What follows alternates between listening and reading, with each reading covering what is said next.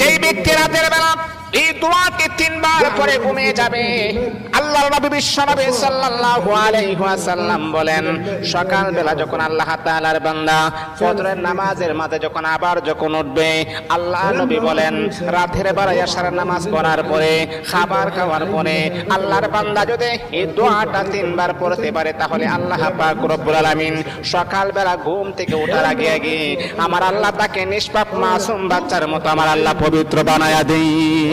দোয়াটা সবাই আমরা জানি, আমরা সবাই কিন্তু দোয়াটা জানি, কিন্তু আমরা আমলটা করি না। দোয়াটা হলো আস্তাগফিরুল্লাহাল্লাযী লা ইলাহা ইল্লা হুয়াল হাইয়ুল কাইয়্যুম ওয়া আতুবু ইলাইহি লা হাওলা ওয়ালা কুওয়াতা ইল্লা বিল্লাহিল আলিয়্যিল আযীম।